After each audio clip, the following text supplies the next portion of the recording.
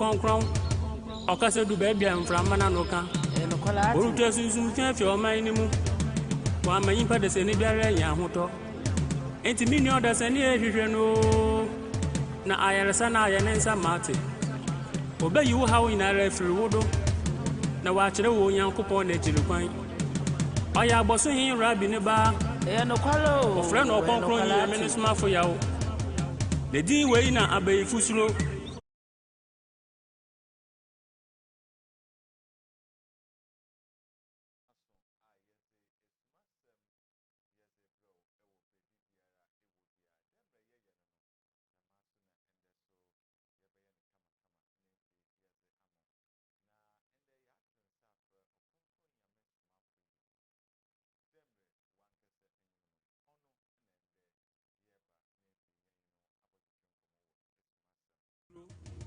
the din we na obonsam suro enti me friend na edro bi anka dem no kwalo ewiye mrei mu mazaye oh my god na nkwaje botano the one bank and croffa you pra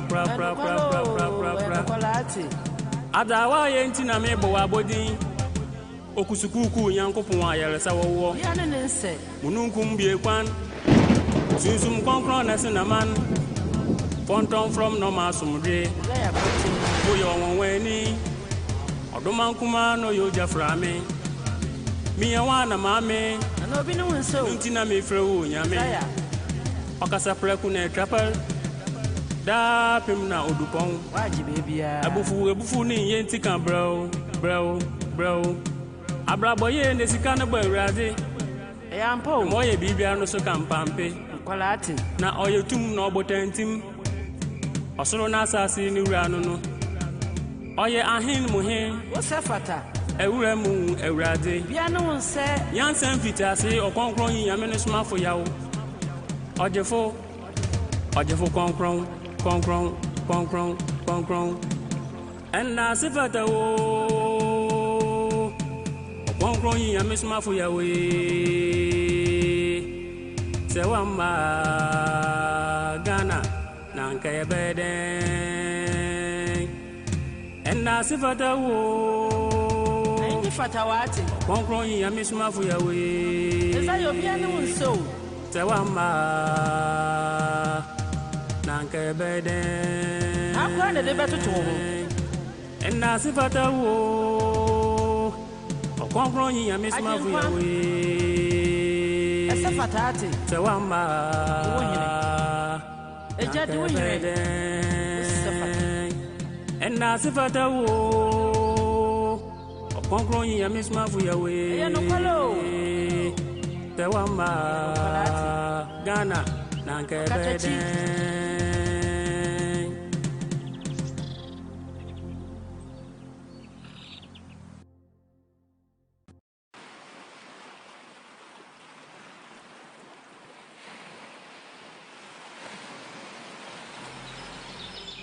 Onyankopon nam na hu mobile do no da dum kasi bia ma my Ghana enti o my Ghana ehumtie no kwalo na Malakai 45 na waba no ono na okite sunsum konkron okase du ba bia mfra mana no ka no kwala orutu sunsum tiafi o man ni mu wa manyin pa de se ni biara ya hoto enti mi ni oda se ni ehwehwe no na ayaresa na ayenensa mate obayi wo hawo ina refri wodo na wa kire wo Nyankopon na ejiri kwan oya aboso hin rabi ne ba no kwalo ofre no Okronkronyi Nyame Somafo the din we na abayi fusuro the din we na humfisuro the din we na obonsam suro enti me frɛ na edro bi anka dem no kwalo ewiye mrei mu mazaye oh my god na nkwaje botano the one bank and croffa you pra kwalati adawa ye ntina me bo abodin okusukuku Nyankopon ayaresa wowo ya ne nse mununkum bie kwan sunsum konkron na sinaman ponton from no masumde boyo wonweni oduma nkuma no yo jaframe mi yawana mame no bi no nso ntina me frewo nyame okasa preku na trapel da pem na odupon waji bebia abufu ni yenti kan bro Abraboye ne sika no bawurade. Eyampo. Moye bibia no so kampampe. Kwalati. Na oyetum na obotantim. Osoro na asase ni wura no no. Oye ahin muhin. Wo sefata. Ewura mu ewurade. Bia no wonse. Yansan fitase Okronkronyi Nyame Somafo. Ojefo konkron. And na sifata wo Okronkronyi Nyame Somafo. Sewamba Ghana nanka yebede. And na sifata wo Ayi fatawati. Okronkronyi Nyame Somafo. Eza yo bia no wonse. Sewamba nanka yebede. Akwa ne de betutu ho. And na sifata wo Okronkronyi Nyame Somafo. Esa fatati. Sewamba Eja di woyire. And na sifata wo Okronkronyi Nyame Somafo. Eya no kwalo. Sewamba Ghana nanka yebede.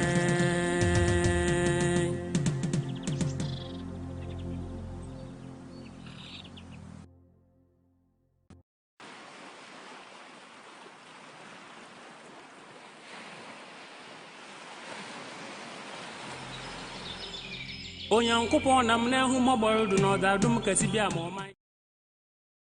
Mbro ne de membre waso ama yadze bro ewo baby biara ewo bia nti baby a wo baby a hye bia no ensama ehinta demre yeye no de maso na yebeye ne ndeso nemfi yaze amon na ende yenye Okronkronyi Nyame Somafo yaw ono ne de membre yenye ne ba botwetwe nkomo ewo Esumasem ensama ehinta ono ne de membre Okronkronyi Nyame Somafo yato nsafra no wo AGYENKWA TV na wetum nemfi wa ba ba chechirem kama nemfi oze amen mepocho emi amete egwemi edin ni ye Kojo Ando na debia se mihia Okronkronyi Nyame Somafo a midiga na mpanyimfo wo ho yew papa de Okronkronyi Nyame Somafo ato challenge ato de obesere ga na mpanyimfo de wo ma no kwan nanka ombra hospital na aze na nkofo a wayere no onfansa onfonto wonodo Mika say, Ghana yi penyin bi aman kwan na efi papa ntumi si oye hen ebia ntebete kolubu na ade ji na ade Okronkronyi Nyame Somafo ya man kwan ono na mizi Ghana mpanyimfo won ho yaw papa nanso ende mebi sende na so dem yaw no oye ne yawa na de membre sentra ende jumezi orbado anepe ono ide Okronkronyi Nyame Somafo orba oye dompem no onye takwa ono ni sasunti ena de membre yazi jumezi yaze bro ende anepe nse yebesraw de fachen osande Okronkronyi Nyame Somafo reba no otwa de waso busuan no onya ahomka na adan edzene ba nse achara by 7 day na Okronkronyi Nyame Somafo yaw owo oye dompem nemfi ayalfo na adini na ozenensa etum nemfi ozato wono do kama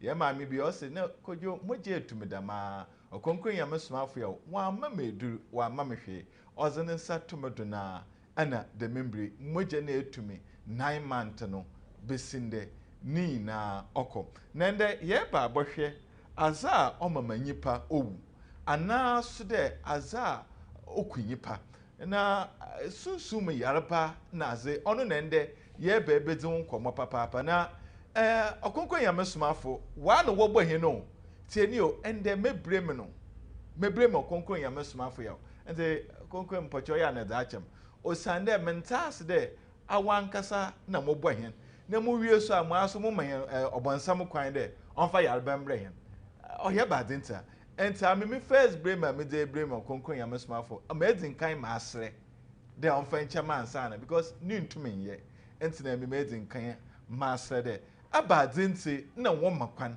nefi obonsam oze yarba bre mi kese ebi na mami o se 9 months moje eguni dama abadinta na so Okronkronyi Nyame Somafo awu Elijah mwankasa na mobo hen It's a why there more bohiano, more do bonsam obey him.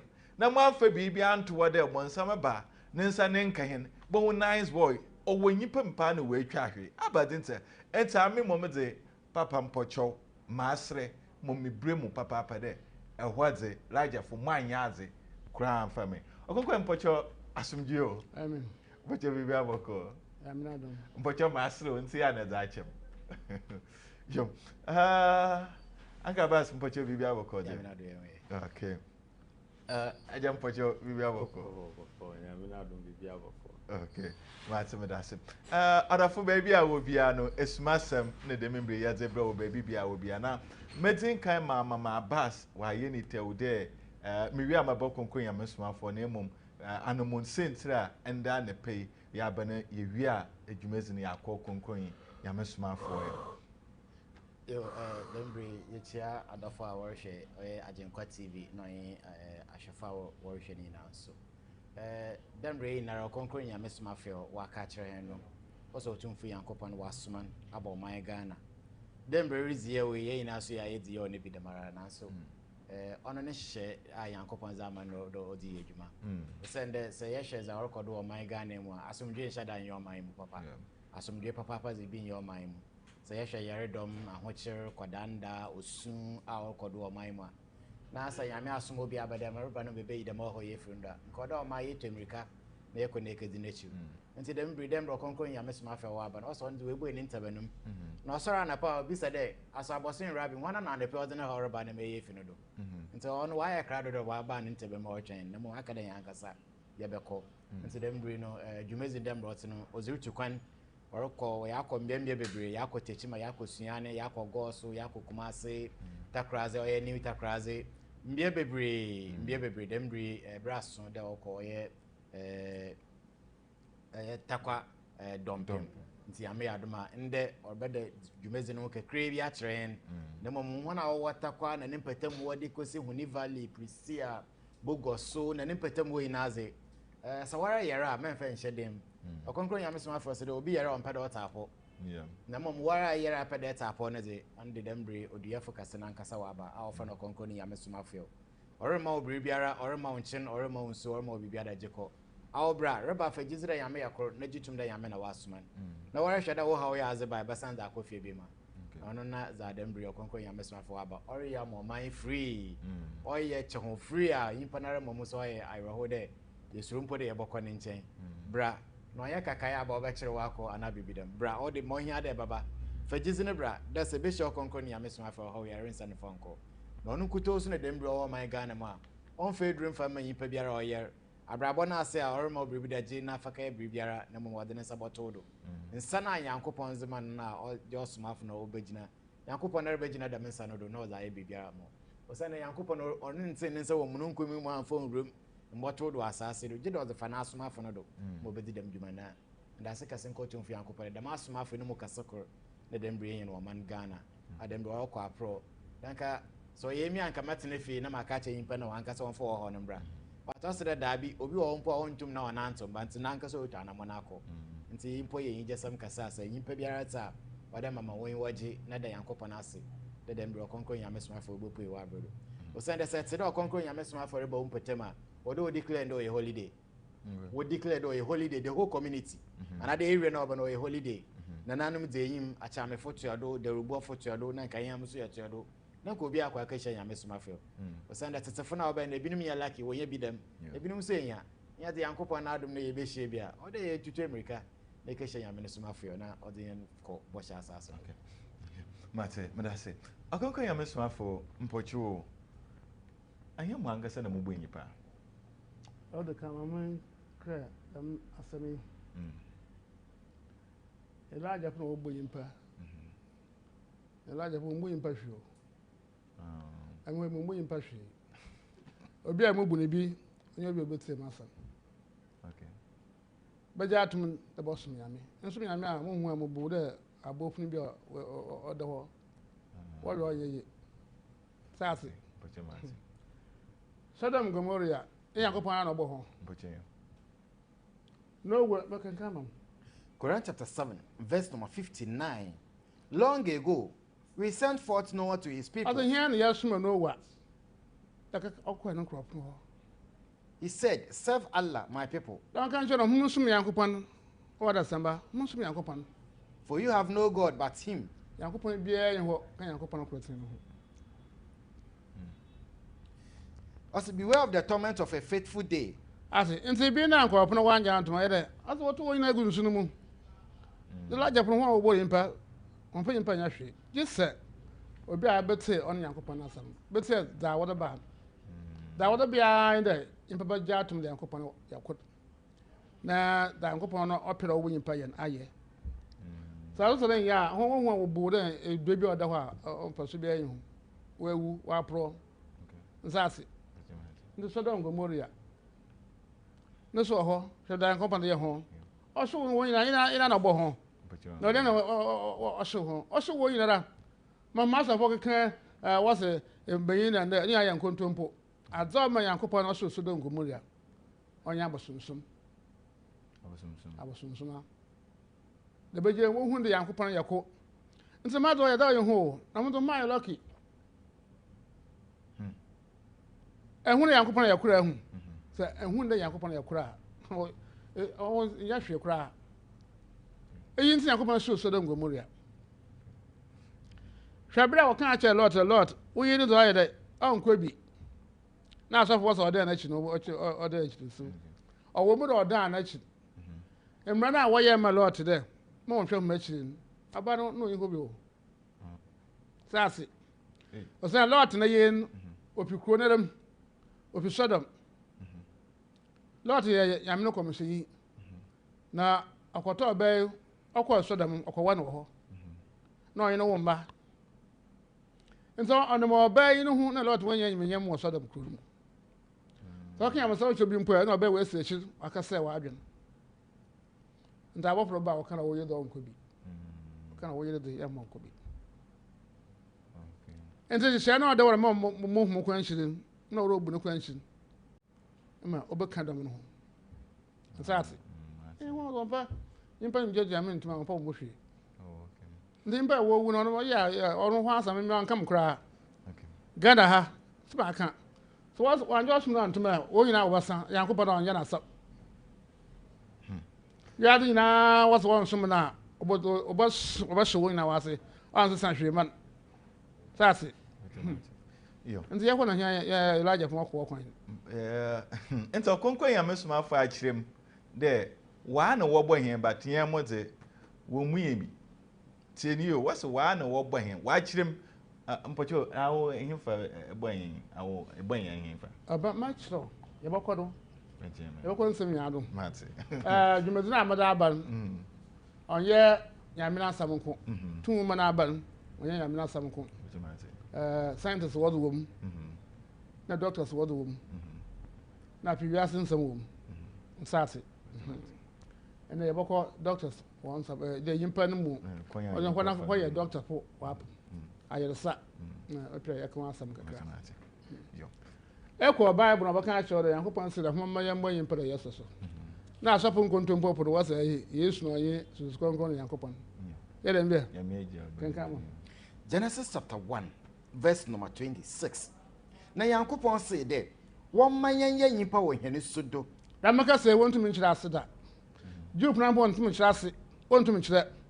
So na atwi na ho asama ba. Kasa na awo han, awo tumu manemu.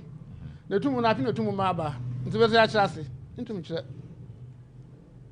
Hona me Yankopon kasa kira ho. Psalm 1:9. Genesis chapter 1 verse number 9.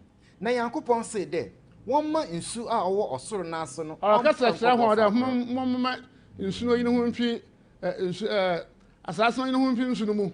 Continent na bone. Na hona me Yankopon kasa kira ho mama continent mbre.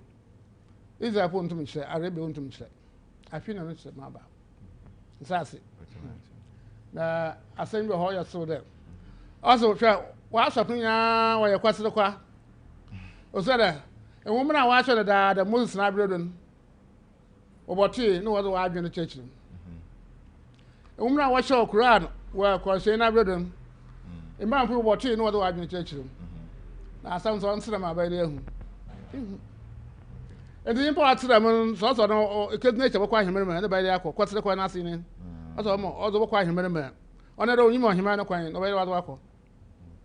I don't know what Tama, Tinity, or Father Quats the Qua, shall you know? This are not so more Tama, I don't know so you be.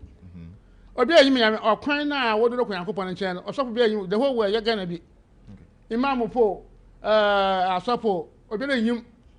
That's also the nature quite remember by the aqua. Sense in Yanko Barnabas, yes, Baka, Yamaka, yes, Bashar among coming to her. The ANC, no, the Mimili, Yadina, Bible won't to mention Chassis, Grand won't to mention Chassis. The instruments of Bible as instruments of Cranassi, by the in Panaqua, him and my year. Yes. The Gospel of Barnabas, page 18. Jesus answered, there are written in the prophets many parables. Wherefore, thou oughtest not to attend to the letter, but to the sense. O send and some now, as swap about Bakam. Or the Pio, or ya Bibukasa. Sabi Bukasa, or no, we better enjoy the business one day. What shall I say? But I couldn't put you while watching us some of have more obey na in your crumposy. The Isaiah, another Zeked, another every question you put out on us some to. Question for 21 years and watch on us. That's a young shame be a 100%. For all the prophets, that are 144,000, whom God have sent into the world, have spoken. And to once more overcome, yes, to the soon woman, so I could soon woman, or to be in Yanaquat. But after me shall come the splendor of all the prophets and the holy ones. ones, as Mapia will pay in over, and shall shed light upon the now darkness about the of kind all of the that best, prophets have assuming said. I want more mother than the sooner or the kind of best. That in 1 year, no, no, be him. Because he is the messenger. It's another young coupon, I am the smart. That's it. Eko Bible so san kan we Genesis 16:12. So Jesus san kan master mo nchim mo. Asa na onye Nyamesomafo, onu na ote kasa da mmiri ho na ote kasa jo. Ha boku ba bia kwanhyen kwan, Nyamesomafo mpa krumpo mba asase do. Opiri Nyankopon. Ma mo tete nyina ya nkontompo. John chapter 16, verse number 12 to 13. Mo wansam pi ka kire ho. Na homre ntum ngi no seesie. Na se ono no kwarsonsum ne nya ba. Obeja homokwan akọ no kwari nyina mu. So kana obeja homokwan akọ no kwari nyina no kyeram sem na amasen. Primosus na be no homate bi nya no kwa.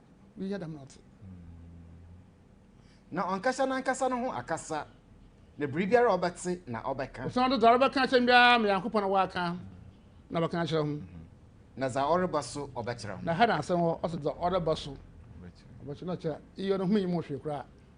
Sa za oreba so obekere ma na ɔkyerɛ me kasa no humi onyi mo hwe kra. Nsa baye masa popro kra.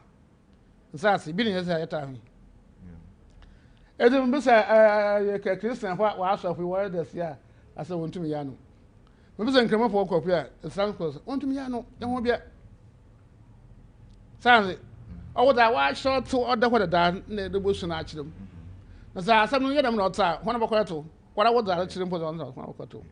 And by your quotation and then for asɔfo no mmra oyire kan fadam asɛm kwesi no oyire kan dam that's them not say. We want to from kwa yemenum. Api na kan na nkasa kasa ebede hya wonya hemenum akɔ api na aba. Esi yebɔkɔ yimpa mampa na manana nkasa ewi a yebɔhwɛ yimpa na nkasa. Wosima sense la muro wupin. Aza yebɔkɔ do.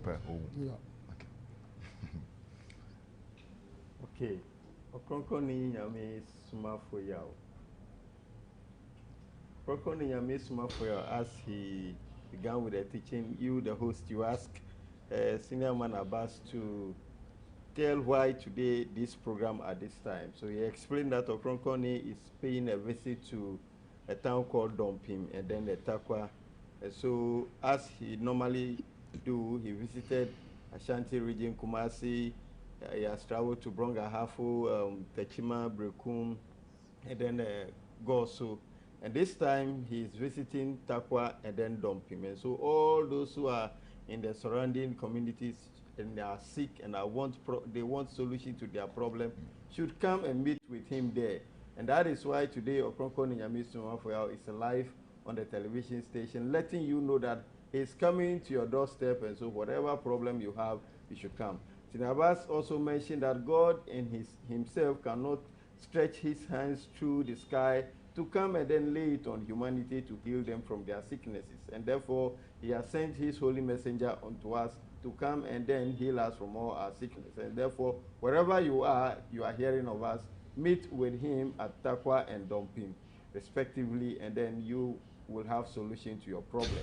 Then the host also asked him that he has issues of why humanity are going through these problems, and that the Elijahs are those who created mankind. And why is it that they allow the devil to trouble our lives with diseases and sicknesses and ailments? Okronkronyi should answer that for him. He said he is blaming the trouble humanity are going through on him because they created men and they allowed the devil to trouble our lives.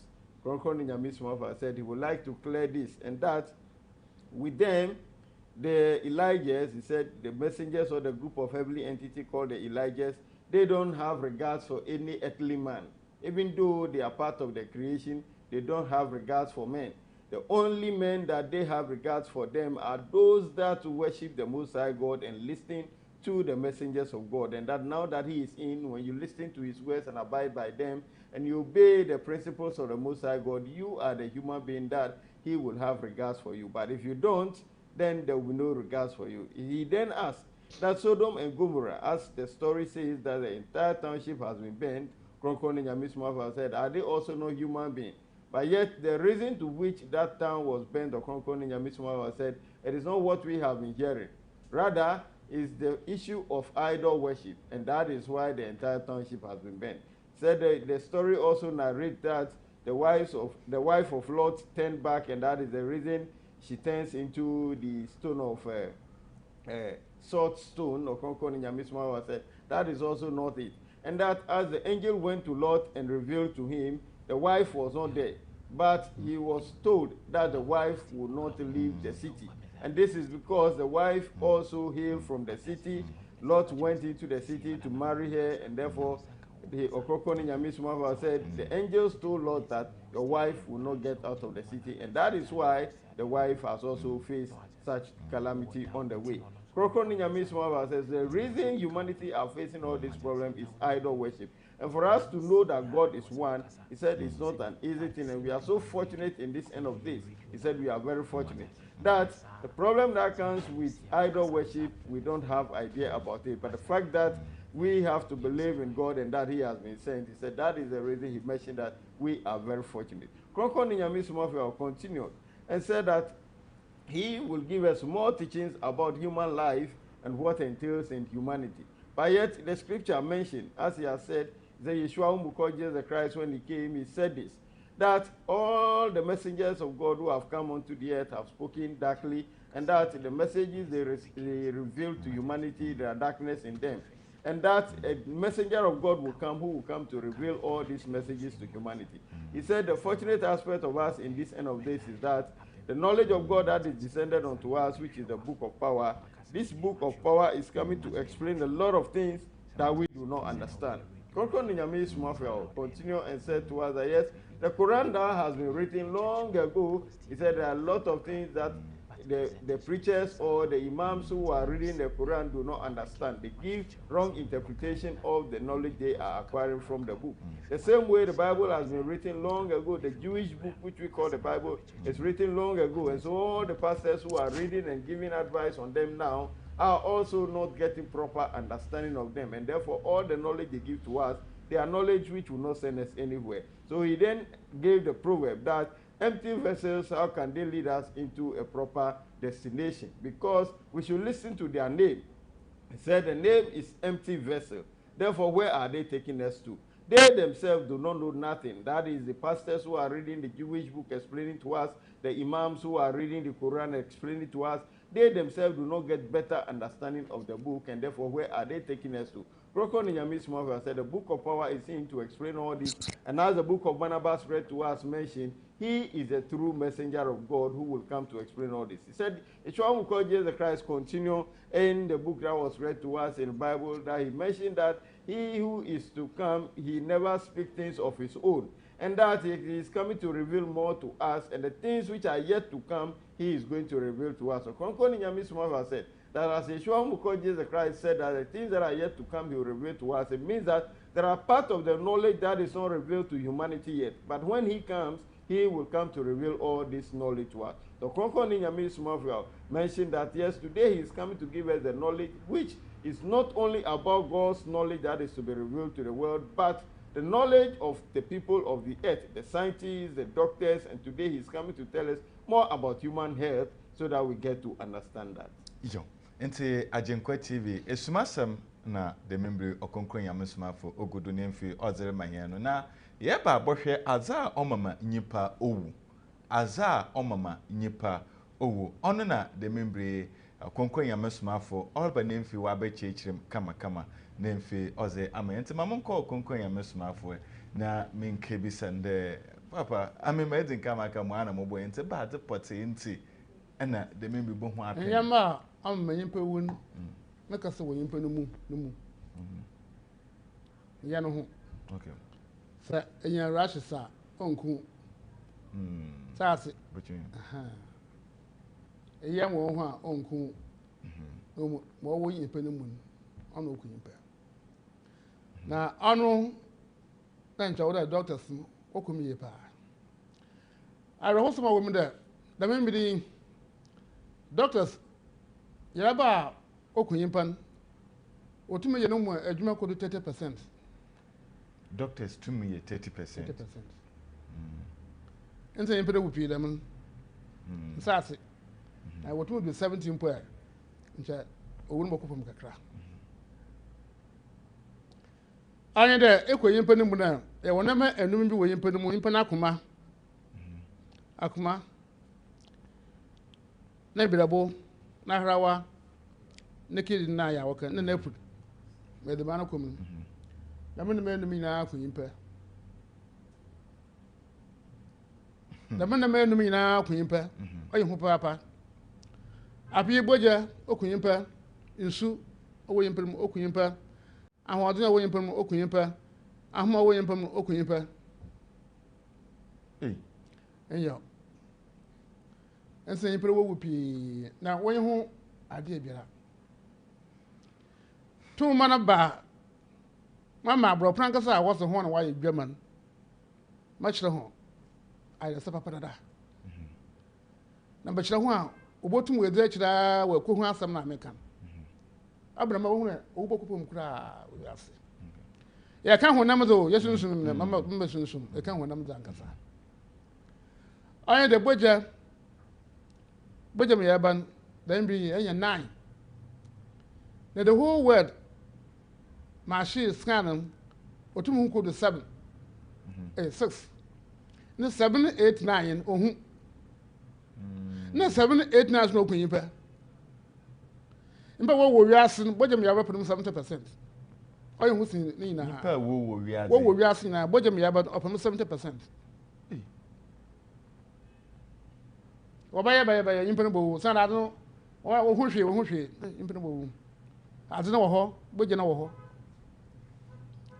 enza wo wotumi onye ma shiri bia nso bakwa kodu 7 8 9 wonyo no pia owo kopom kra na je machira ho the agide wo bo ho ansa na je machira sa buku no ba machira le yi wanyandam waya so wo hu na na yi mbocho adinu onche muye ese se hu a wo ye machine no wo bo ho a wo ba kire won de machine wonyandam no waya wo hu na sa na yimpa na wo hwe na boja ya bia yin mu bi woni mu ni boja twetwe ma nkropo oye riskless a se wi wo yimpa ni mu a wa doctor bibia ho wo hu nto wo kan ya bibia yin mu na wo da ma obi na mu na yimpa mpo nto won yi bi wo kan ya bi wo ko wu ante ami manya awu na bia obi na wa abra bia won tunu boja na won nya adoye no mo de mi yimpa o boja me ya bo to na 7 ni bi woni mu ebi mbɔne na ho na ro hu bibi oye bet na ra wa hospital obi le hu da do kan hwe ni mu na wa twen na wa da mo owo anyi 7 ni bi wa ku anyi nti tem moja ye ka jiji mpo onye nde Okronkronyi Nyame Somafo nsati boja wo yimpa me 7 bottles So so could 1.5 ewu. Nsusu da mara, nsab da mara. Nso also could da mtama nso bowu. Oyimpa na hodin ogina 120 do. Sa hodin si could 30 pia. Wo wure yimpa so ye na oda hɔ nsempo ntum ye da. Nsempo ntum mado. Nche was wa atopom. Dai mi na hodin de 30. Owuro 20 mpia do kwa ayin. Enze bia corona ba, nse na mse corona ya ba. E kan da mo fo mra na wo ya nkwasesam. Won wo oguro so wo. Doctor bia yi ho a yimpa na hodin no orokopom ono oye ma hodin ide ma shi be ho oro baba. Mo ba ya wo de oxygen be sin do. No wo yi oxygen wo sin sa wo be sida afi. Wo yere wo. Oxygen ya ahumane de. Ahuman yimpa na ho na ahumane ko do ayi sa da ba do ba ye. Tetu ko da ba do ba ye. Eti adom ma ahumane oro san ono wo yim so de papa. Adom ma yimpa na ahumane oro san. Adom ro kwin bo wi asokra krosuni. Mbebe wo wo hu na ahumane oro yere okwa na okọ. What one we wu mo ba ya ro do oxygen be sin do but adom ma se ahumane oro san wo yi ho oyim. Nse ti ye na se bia da okeji ogina afi wo yi fin do na mo ka na sa adza oro twe ahumane ko fom so ho da ho twe da e bia yi ho oxygen be ho ba yi ho ejima o da wo yi o ye wo anu bo nti nyimpa onen ama metena esesi a memoja owo mumu oye bottom koko 7 ye dem oh me de hu de asem every makasa wo Ocean One TV Doctor be from India say India special daughter or prayer command there asam kan yakwa na mu me cha kire yimpa no ndama ozo ho wan fo nduru ho asam amakan wonduru ho Sati obi so play US daughter so kan mada asan so amakan ho ehu ndam wonduru ba man kan awore mu hu say sir amete afi cry by August ye be bi ntina aso de ntontom so for wote masma ntoni de obi wu wo bra na bi nso osana sa wo boje shama nsu shama ahom ahodin damandama anani oshaba din tum yar enema wo yimpam ye wo osho no kunyimpa so osho no sa wantu na wodzo ntunu keke be ka ope na da ho wo so shama ntuntum bo hu na obaka onya hwe na gana ho na so shaba wow ne ya wo enchin so wo yimpam enchin na wo yimpam no no ma yimpa de bia wo ho sa enchin de kopuma ene wo honam no rusu na wo do was one diabetes enchin nen ano so enchin so de ensi ana aso fun wonyim wonyina wonyim obi ko hospital na doctor kan chere yire wo man boje na so ko aba abro oba na bia no boje de bia 4.5 bia de bia 5 da doctor kan aye no kwa ba do so tunu do a da ma kan na boje no sama acha kwa 3 minutes na so ko na kwa doctor we bi send da na itu azna kedi na boje aye de mi obi se pi boche mi ntwa no sesi ama aba me fi hospital na me ba wo na wase de memoja no in fact ne do a short me ba wo na do nsa to me don 10 minutes no me san ko doctor no a obakar moja na babak wo hu so was the machine ya wo hu me yero say assembly Esumasem na abrant na ba me ne baba akura brechi no was bibi wo no mu man so bo na ba na bada okọ clinic ba e mo ye yin na yin pan ba mo ho enta ba na osan akwa na mo doctor tumi kada na wo no we hu no da aso enta mo sa tunu ye mo so onko na ko doctor sa adna efi okra na hin na okore ma adna efi enta doctor an kasa onye ne ba otom o hwe ko okore ma asumusumu si adna wo bo ni fi ebruchi owo ni mu na wo bo ni fi ebruchi ya kupon se meyi yara ma ehwu mu that's nzo fi uma asembia yin ho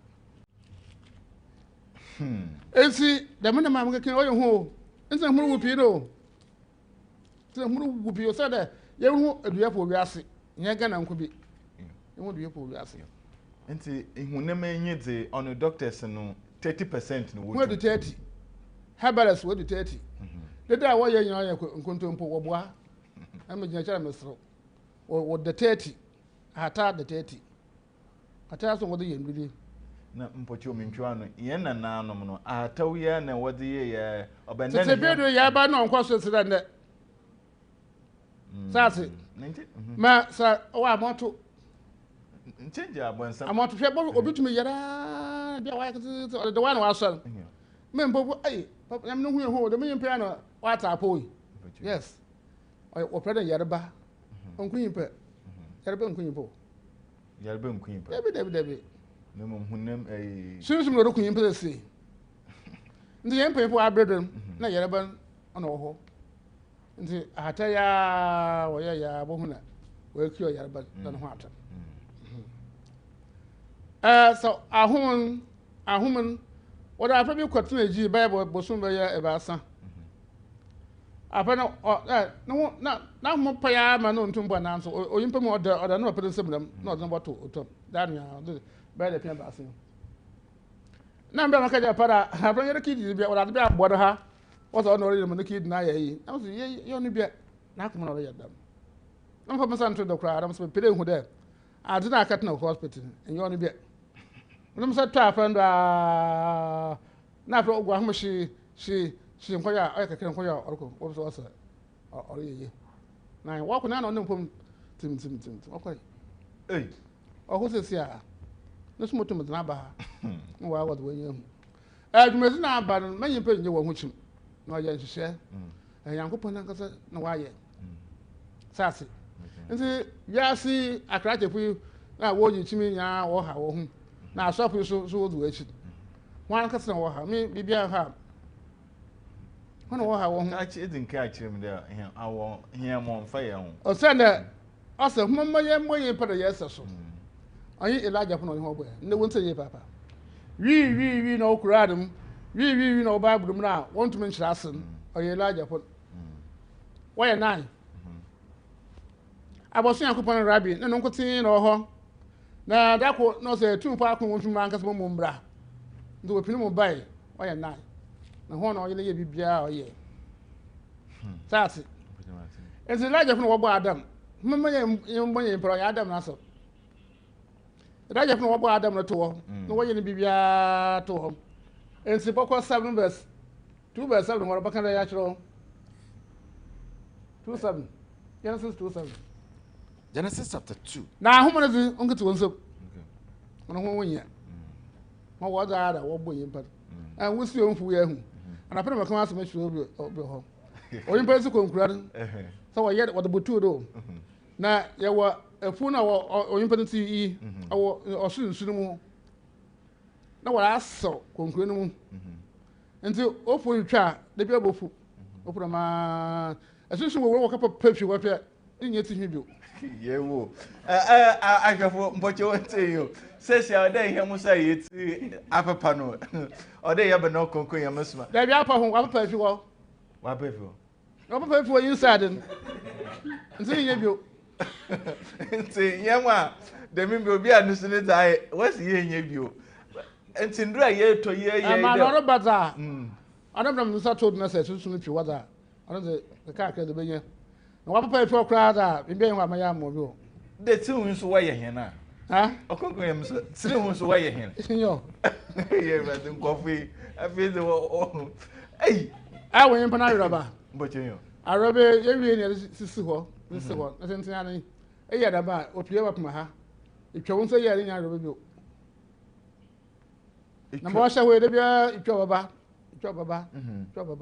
but itwa here na papa na wo sha wa abasin ko ni nya arobe bi o na you dem so do la bra mtsi dawo msa dawo na you dem so do la bra mtsi dawo msa dawo msa dawo on ye adwuma wa na bowu the membri baby a wasu wo bia no bomodi afa normal no na afra Okronkronyi Nyame Somafo after program no obaje wodo sesia no wa mama ya atase na de we ye enyim de nankasa na obohen enta apart from ahom ne de onu de onu nyi kwan won na emum ye nyipedua bibia wo mi bia no agye nankasa okade onye den onsa wo yer na emum sa Okronkronyi Nyame Somafo okade obeye za ono de mpojo da mpojo nto na obedam a ekosoro ke yibi ba sha na de eye ne den okay bade de awurabe ya esde na eka che ne papa de na akomai ansa bojina ota so bojina nkasa ota no hu ota ho zire bude emfa wo ko ota wo zire be de nsu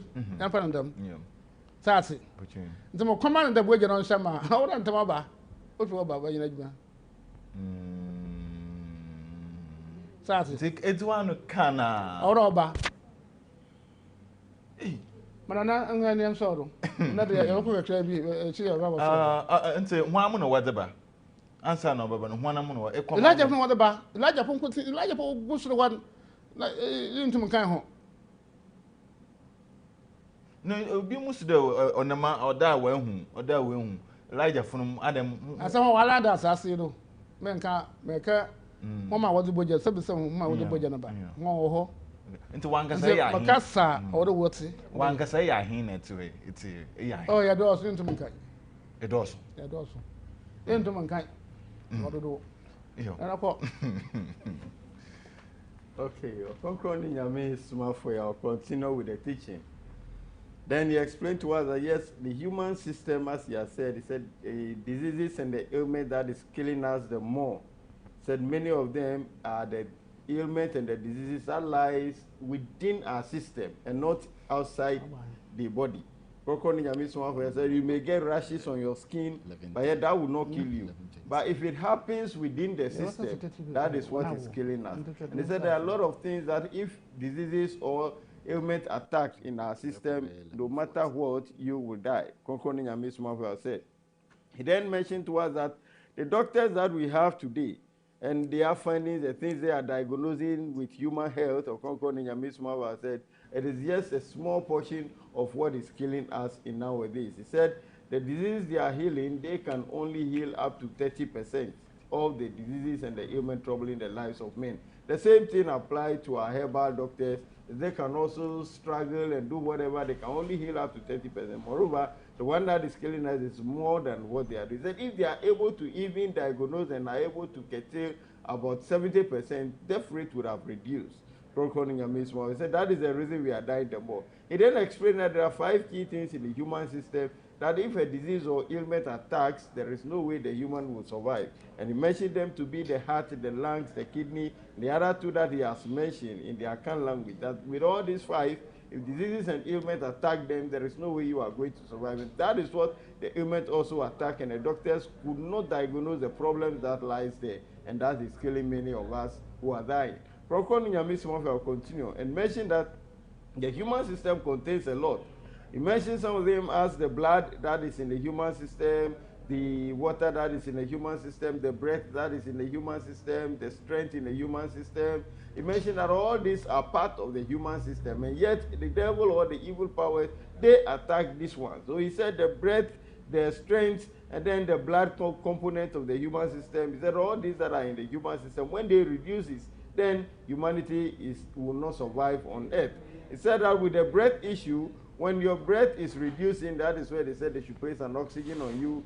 Okronkronyi Nyame Somafo said with all this, if that is fixed and yet the breath keep going down, so when it gets to 30, then you are almost getting to die. So when it reduces to about 20, then there is no way you will survive it. You should know that you are dying. Again, Okronkronyi Nyame Somafo, the strength that also holds humanity, it also gets to reduce. And when this is reducing, Okronkronyi Nyame Somafo, it goes down to about 30, and you realize that the human being is lying down sick and cannot even raise his own hand. He can't lift it up. Okronkronyi Nyame Somafo, it means the strength have reduced. And yet the doctors who are diagnosing all these things, they are not having a mechanism to get to know that the strength is going down, so there is nothing to refill the strength.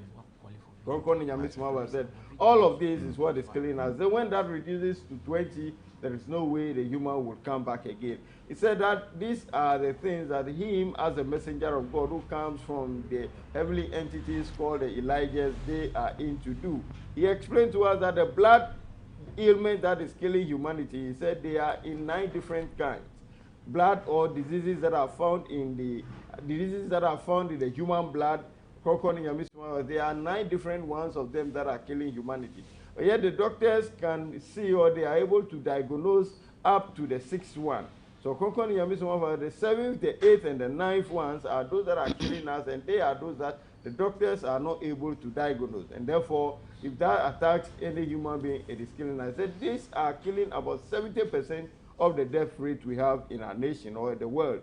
Okronkronyi Nyame Somafo, that is the reason he's telling us that it will get to a time when the doctors, he said not only the Ghanaian doctors, but the world doctors, when they come, he will explain to them and tell them what they are to do in terms of machinery they are to use, in terms of equipment they are to use, and they'll get to realize that yes, what he's telling them is helping them to be able to solve the health problem with the humanity on earth. So Okronkronyi Nyame Somafo, when that time comes, in the book of power that he is revealing to humanity, he will state all these ones, and the doctors, when they go by them, they will realize that yes, truly what he has given to them is really helping in the health system or healing the people when they are sick on earth.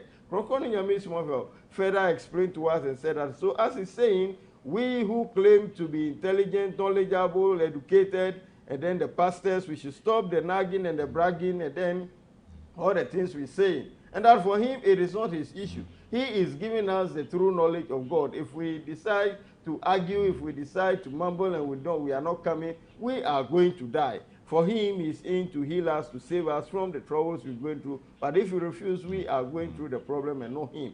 Okronkronyi Nyame Somafo said that when he lay hand on you, it is all these that are refilled. And when he refilled them in your system, you realize that you are back on your feet again. He gave a scenario that a young man traveled outside Ghana, and when he got to the destination of where he is going, he was diagnosed with some blood conditions of where they have sent him back into the nation. And when he came back, he went to a hospital. The doctor said that yes, it is true. There are some infections in his blood, but yet they have reduced. But upon coming to meet with Okronkronyi Nyame Somafo, and he laid hand on him, when he went back, the doctor then diagnosed him again and said that no, all the things that he has noticed in his blood are all gone. And where has he been? And for that reason, the doctor and the young man are planning to come and meet with him. The doctor would like to know what really he has done, that the young man has this purification in his blood. Okronkronyi Nyame Somafo said that is what he's doing. He said recently they brought a young girl who was admitted in a hospital, and that they said she is having a kidney failure. They implanted so many things on her. But upon the parents bringing her to him, he told them that no, the thing is not what the doctors are saying. It is not the kidney that is the problem, but rather it is her heart. And upon laying hand on her, in no time she began to breathe rapidly, and then later she became stable. And then she was okay, she moved, she was able to walk, and then move away. Okronkronyi Nyame Somafo said, that is what he has brought as a messenger of God onto the earth to give to humanity. And so all the argument, the nagging, and then the pompous, the arrogance, he said, when we are doing that, it is we who are causing harm to ourselves. With him, this is no problem to him. He then explained that the blood, as they talk about, it is they, the Elijahs, who have done so. He said that yes, as he said earlier on, he made it to be read in Genesis to us that the scripture mentioned that the Most High God said that let us create man in our own image. He said in this context, whom are those that God is speaking to that is saying let us create man in our own image? Again, he mentioned that let the earth move to one part and then the water on the surface of the earth also move to the other part. He said this is an instruction coming from the Most High God to some group of people. But who are these entities that the Most High God is giving the instruction to? Okronkronyi Nyame Somafo said, it is this that humanity lack the knowledge. So he explained in this current submission that yes, it is they, the Elijahs, who are present and they are making all these things with the Most High God. So they are running the errands for the Most High God, and they led in creation of humanity. And so Okronkronyi Nyame Somafo said, if we look at our head, the skull itself, he said the skull is there, and then the skin that has been laid on the skull is like a pot that they have scooped within of it. And so the hair that grows on our head, Okronkronyi Nyame Somafo said, it's like a mat that has been placed between the skin and then the skull. And so if the evil power who causes the bald hair, he said when they get into the system, they wipe this hair that has been placed there like a mat, they wipe it, and therefore your hair would not be able to grow again. Okronkronyi Nyame Somafo, if they are able to wipe it, there is nothing that can bring your hair back. Okronkronyi Nyame Somafo explaining to us, mentioned that with the blood issue, when he lay hand on you, then he instructs that your blood should be refilled. And that is the reason the members of AGYENKWA, when they listen to him and they abide, we abide to his message that is given to us. There is no way we are going to die when our time we are to spend on earth have not elapsed. Okronkronyi Nyame Somafo have not reached your time to die. You will never die if only we listen to him and abide by the principle he's given to us. He said when he lay hand on us, we have our blood to be refilled, the strength to be refilled, the breath to be refilled, and then the temperature in the human system refilled. He said, all this refilled. He said, with the temperature, it do not do much to humanity. But if your temperature in your system is okay, he said, you realize that you will always live healthily, but not any small piece of time that you are feeling feverish. Okronkronyi Nyame Somafo said that it means that your temperature has a problem. And then that is the reason we are always afraid of mosquitoes. That if your temperature is fixed, when mosquitoes have problem with you or they bite you, there is no way you are going to be afraid because your temperature is okay, this feverish will not happen to you. So when he lay hand on us, he commanded that the blood should be refilled. And then the Elijahs, a number of them uncountable who are in the heavens, they then come to refill the blood. He said the blood is in the pond up there. Just like he described on the earth here, Ghana, he said like we have our lakes around. That is how the blood has been placed there. So when he said that your blood should be refilled, these Elijahs are distracted and then they fetch this blood, they come to refill it in your system. So Okronkronyi Nyame Somafo said that is what happened. Then the host then asked him that as he is speaking, he mentioned that he is part of the Elijahs and there are many. So with him, how many are they on earth here? Okronkronyi Nyame Somafo said they are uncountable. With the kind of Elijahs who have descended onto the earth now, they are uncountable. He can't mention the number to us. So he's explaining to us, he said that with the blood diseases and the blood sicknesses that trouble humanity, they are in 9 different kinds. The doctors are able to diagnose up to the 6th. The 7th, the 8th, and the 9th one, the doctors are not able to diagnose, and they are those that are killing humanity. And so when he meets with us, whatever problem that we are going through, he lay hand on us and we are healed. He said, it is the Elijahs who are part of the creation. Talk about our nails. He said these nails that we have on our fingers, they put it there. And when you keep cutting it on the surface or at the edge, it will keep growing. But the length of it goes up to the first mark in the finger when you are looking from the top. And so if you cut your finger from there, you realize that your nails will not grow again. And that is the power of the heavenly entity and what they have made on men. And so he said if you cut it from the surface or the edge, it will keep growing. But you cut the entire finger up to the first line in your finger, Okronkronyi Nyame Somafo said your nail will not grow again. And that is about the hair. When they wipe it, your hair will not grow again. He said they are those who are with God when creation continued. Yo. Enti Esumasem ne de membre Okronkronyi Nyame Somafo ogudo na oze mahia and somehow Okronkronyi Nyame Somafo lekan de bia makoda na mfi makede apadent na Ghana mpanyimfo wonwen yen ho krai o sa na nsama papari kan se amina meye panyin wo man Ghana man ka o ka se awie na ma friend e jabraha won sam na rekeka na ye pede esa Ghana fo yareba anas de dem machine na reka no ye pede ye kwan ban na ye bafado na mfi ye baye na mfi Ghana fo won ho atohon enti mesre Ghana mpanyimfo de won bomodea emfra Okronkronyi Nyame Somafo na ensama ozabai ontum na mfi onchechire minchino na mfi enyipamba ye den ye bre papa na ensama wa kan na no ebisi wotechiman enti mepede ye kọ na mfi ye kọhwe producer hwe na mfi bo video no kakra bi mam na mfi members Okronkronyi Nyame Somafo ewo ensamo Sanse Rabbi na asoma no Rabbi yakase Erade hu ya wanwa wiase mu no manya wo na aboye epoda wo na aboye emunua wo na aboye ya medwu ho amenti ase sanse mi amija ho oba Grace abrabo mo nsama fam ache ni mani da so nyina asa menua ba na metuma ni anto obiala nim na bra me kwa me kotodwanim na me sufre Rabbi no Rabbi tie me sufre o siesie me enema yo this year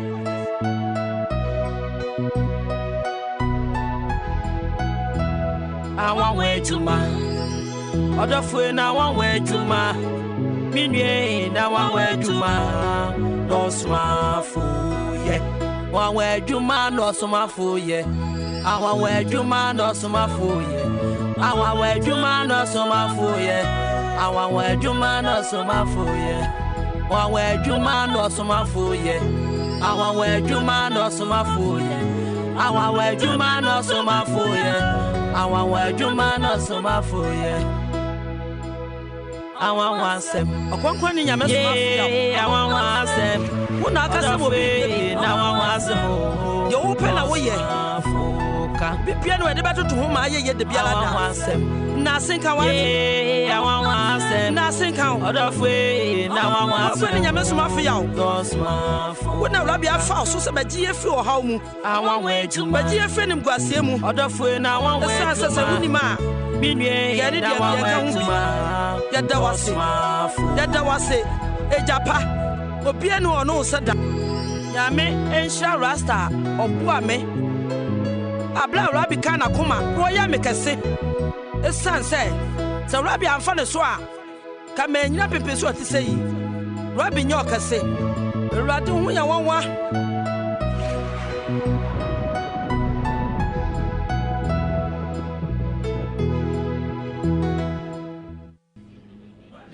Okay, ain't here Pape. Oya sampa. In fact, me to studio amira ho papa. Me say, hey, na che de we are zini munsam obanu fo no oro tete yan la ho yan papa. Okronkronyi Nyame Somafo. Pape abadintina ababadam. Do obanu fo no. Eh, sunsum yara bade binem. We sunsum yara. We tumi baabiara. Baabia ye won kwale. Nsase. Esumasem awon sam ni ushima. Nam dem sa toda. Ya na asim so wutso awon hwe awon hino oyesunsum. Ndo tupi wapia. Ora tapo. Sati. Nti mapape waye mbojo se otasa no hotan. We. Ora tapo. Sam dem sa atondo. One time when you don't want him obesi. Producer Mpocho say Okronkronyi Nyame Somafo se de won san won ye na ye pede ye hwe after yeah bra no so tun mo si Mpocho producer hwe mama no so de nsa aka no waka na so wetie bi eja ye mo akwa ba ediba AGYENKWA TV so chief na ye be bisa wodin di sen me din ni Peter Yawoh Nsoa yo ne di kan be ka se nkrofo ho a mu ye dede ye kan ki eyi omo African tampo abai adantina omu eye dede sa me na we me kan ho asema ana mani ebe ye ba ka mu kura na me su wo mu na eso me na we enso ye metima asa awuri akọ enso ma aye wo mu nyina agwanwa no yo eja yare ni baye mfie be yan ni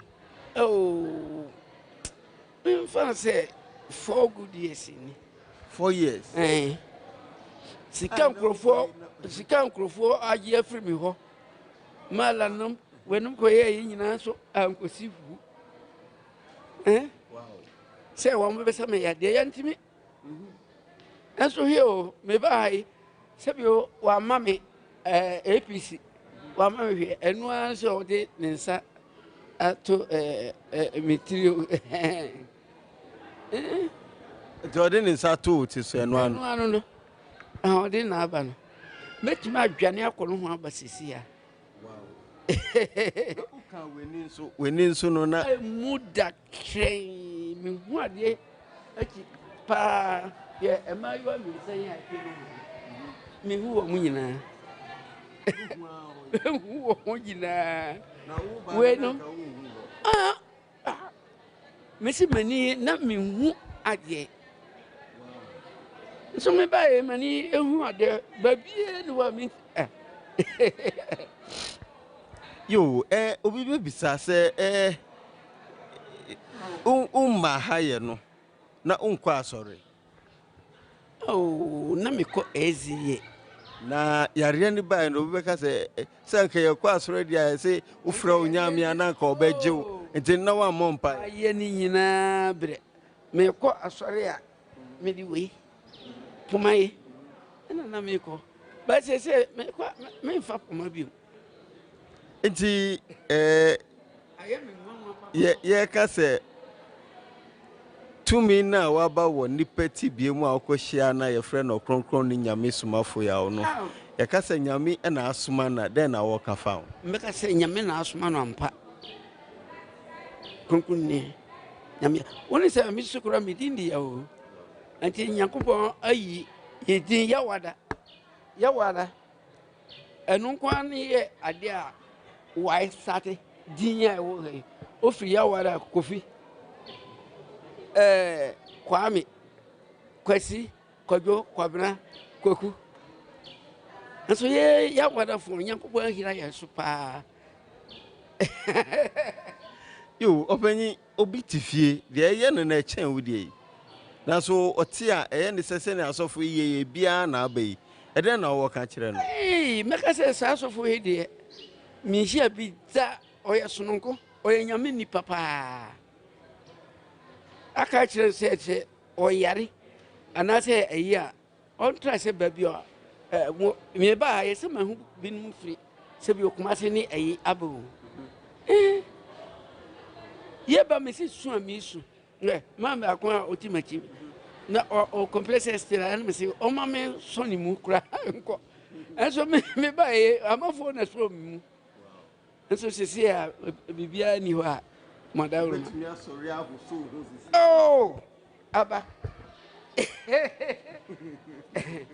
Let me, madam.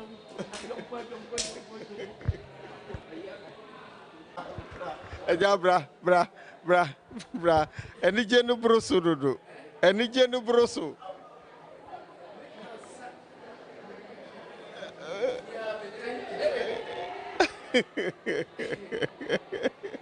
Wow.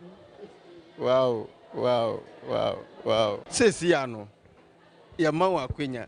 Catch a viasi, Shamfuninum. Na catch a viasi, the wabe hui, catch a viasi. Hey, me pitaya swan. I'm a free kentampo. Okay, and you just some pow, and you just some the Papa no, Okronkronyi Nyame Somafo mpochiwo. One son or one someone at the tune. One someone here. Once a year. You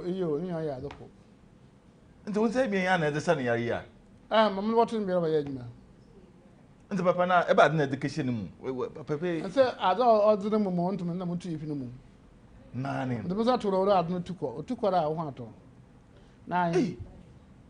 And to prepare the subway will crow. Oh, no. My watch was so forward than a bra. Was so forward than a bra because in Sano, I mean, met or tea marshy. Was so bravo here. Oh, yes, serious. The memory, Abia would dump him. Western region, and put him a refuge. From what's the name if you was so papa, Abia will be go, Umami will be go, stroking and why ye known to Papa needs him or tipa, was solid and pocho. And there's a refuge in Yijede, was so my maids and a bar, and son was a bottle. Angabas and pocho. Okronkronyi Nyame Somafo. Ninsa na ozo to papa no de manumutania because papa we janu ma obo fom ninsa yala yes sir oroba no yare nkweti olusu kan ho olusu opanyin no olusu usu be what's it be man so but we the be man iri ka ma olusu osu papa panti bo ha do de ninsa akona na nyinso na ayendam no anti ninsa na oyen olusu osu nkweti yes sir what's it me ho na wode no be me ye cancel nti osu kan ho. Until now, was the Bearman, so but the Bearman. No, oh, you feel you. No, I can't see you in the Quadao. Well, Cocra, what is the moon? Effective now, what the moon, Afan. Yeah, because Impa couldn't to Musonimu. I'm the number you drew so. The Impa Croshan and a Croshan and Northern Comazayo. Brow for a Ben or Batanasi. Me, we are there, yeah. What's up? Yea, na in wedgie. Ma Angabas Messi mu de dump him obey sonko kra mama medime hunin deide e kokko yam sa papa sa hu hu pa o yeah but my ye oh you serious me yenyimi de nko asofu was in drubi na was more why lengelengi bi na but wait you know there. Can't show them. Now, go put it to me. Yaminute. And some what you tell me now, I am contempo. What you should I could sub, and the moon won't win. Then I'm with you be very rassy. Over to my head. I'm going to come to me. Yo, that but you, I didn't know we prepare up by seconds, no water. But to be so net and obey 2 weeks and some abandon. A real while. Papa, I don't quit no more. Rumor, and you more than the woman. Sir, it's not once, sir. You don't want hospital. Okay. Spread to now. Esumasem woman, maybe you should have all the way you should get. A brother shouldn't know the woman. It insists that book what I've still don't go to hospital. Since our time, I am Kaka. Tuning Kakanka. Remember Banana, not a Imprania. Now, I know I want to do some other wouldn't be. It is a woo. No, also got to nowhere. Oh, damn, put you. I mean to me. We have a book out of the court. Nine then. I did a quarter, what are they snipping nature? You don't make it up. And the one sat to know that I am known to me to be. The Mutuno, it's nowhere. It's not so that begging in Bill Howard the war. I don't trip in the bow. This is the improper not the man also yet. Only to begin. Hey, I'm going. That's it. It's a bow. Now, I went to say and she'll wear and if I went there. Now, you are yards in church or day, Mamma Masembia. And tell you, may you mind I ain't the Okanin Massa, I am Biancanin Massam. I won't say I'm not. So you have bad the cretin or the no. The 2 9 and 1. Okay. Because I don't buy a tenant put on the way. Oh, 1 year. Yeah. I'm a making woman or be all buying as soon as the buy 10,000. In Paco. We now want them lie a product. We know what to make. Come such about 10 minutes. No way away from you. Sassy. There was a sass or the branches now about my independence in as you know. This are Chnaba on order in your battle. It's a Okronkronyi Nyame Somafo all ba oye dompem. Yame adumo china. Ana Okronkronyi Nyame Somafo dompem. Nti bomozia na mfi wa so wubusuan bi abrabo no nyama nkwaye. In fact, in the menya agye papa. Nti wa so mahuninde ehunde ayindado wo ho de onka echi onse. Nti bomozia na mfi fa oye wo papa na wo maame wo yer bomozia Phoenicia no ewo dompem Nyame adoma ochina na onye ne adechi Yawoh na efidade ko no de ono owo takwa ya nti ochina ye brother ukuda no ne ina ye dompem na efi bomozia na efifa wo de hye ne Phoenicia Okronkronyi Nyame Somafo na bibia onye kama na efi onferman da maso na no normal no na oritwegu ase no nti bohu na efi afa normal no na etuma afre na efi problem bi a wona me bia no mpocho bomozia na efi fra Okronkronyi Nyame Somafo na efi yeden wonto na emom takwa no mom no mo tin de Yame aduma memenden yebekwa akatenten yempom na Okronkronyi Nyame Somafo se oye yempom na yebetenten yekwa yeba no wa ye hu adwuma nti obi a wa bubu egu papa yobokwa bi na memenda no oye 7 na yetenten yempom nti papa yebohu no wom nti masaka mamenso na ya wontwa no nemfi wonfa no ne yeba na mfi asaso yeyi na mfi yase amamo mayenko oye chief ene kakabo no chechema na ahwefo no. Okay. As the host then said, he mentioned that with Okronkronyi Nyame Somafo, the messenger on earth in this end of days, his healing that he's administering to humanity is very amazing. And so at the TIMEWITHNYAMESOMAFOYAWOH, he allowed one sick person who was brought being shown on the screen. And all that you have viewed on the screen are things that happen real. There is nothing that will say is fishy about it.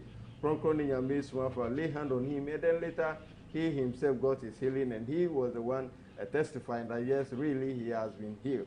So the host then said that he is so amazed. He do not even know what to say. He's filled with joy upon what he has seen. And therefore, he urged that all of us who are living around the western region, Takwa and Dompim and its surrounding, tomorrow, Okronkronyi Nyame Somafo will be at Dompim. And so wherever you are, whosoever is sick, and you are listening, if it is a life problem, the businesses are not growing, the things are not going well with you, you are sick, whatever it is, come and meet with him at Dompim.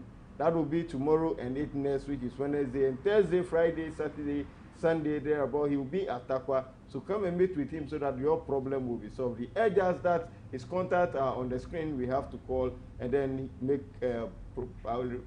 give our problems to him, of which he will be the solution to our problem. Okronkronyi Nyame Somafo, as he spoke from what the host have asked him, that what did he do to this young man?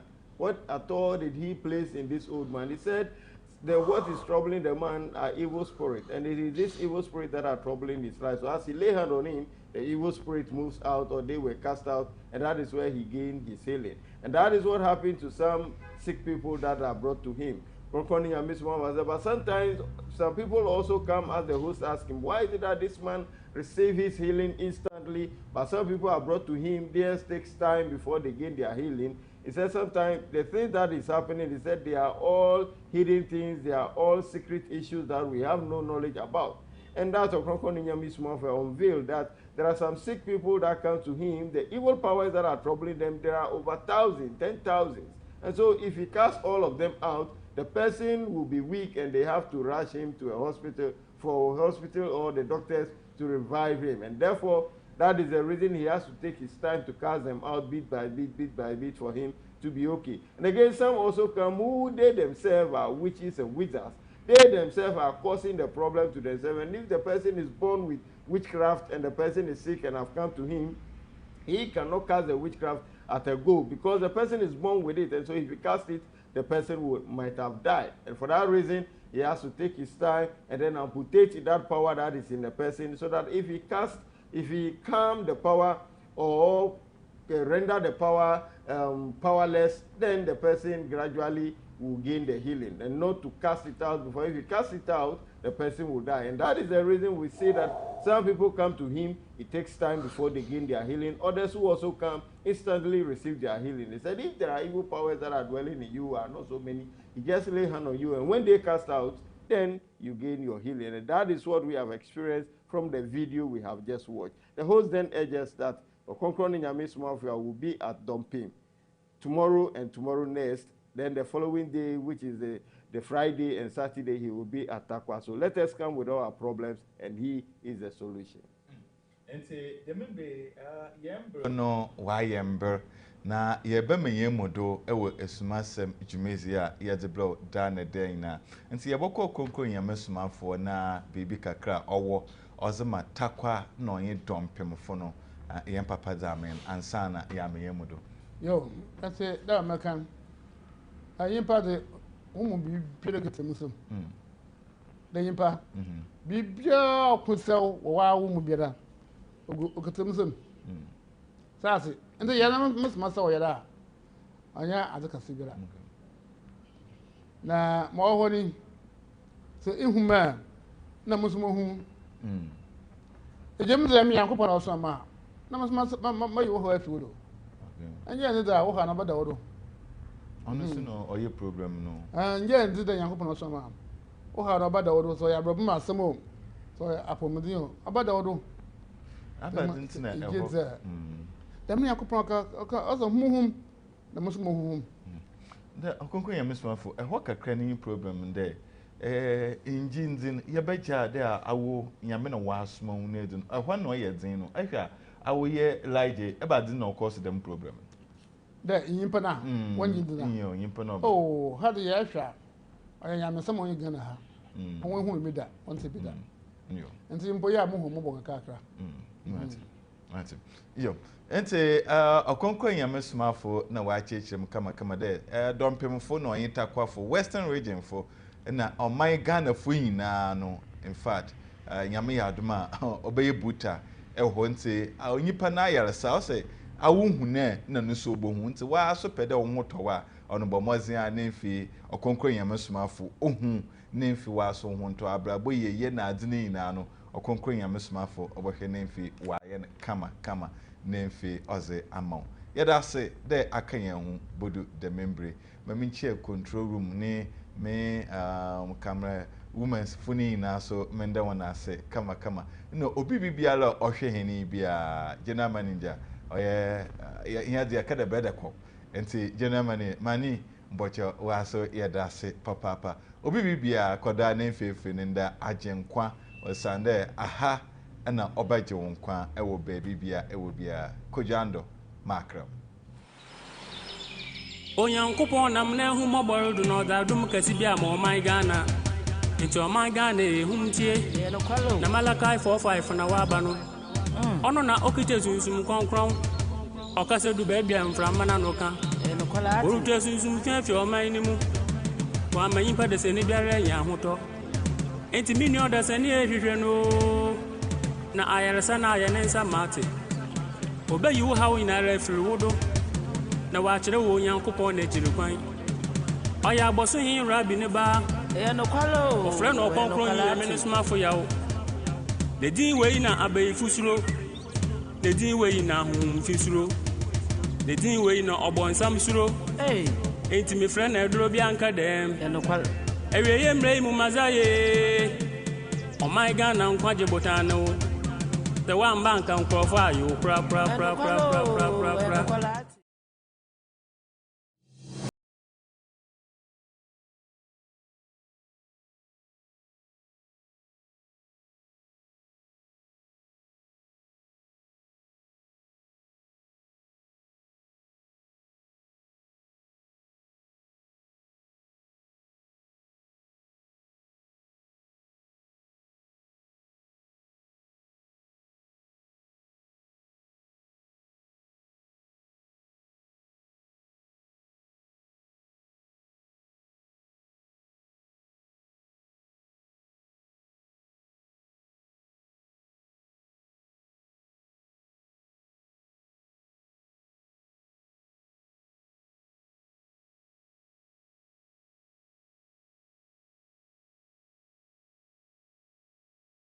AGYENKWA to the world.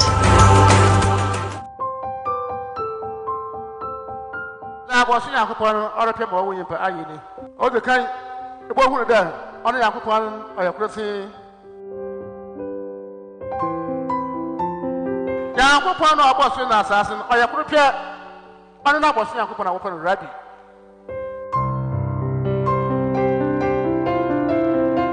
Ensi se ihu da Yakopon yakon na ihu osmapon so da Yakopon osma na osre if you want apo atwibio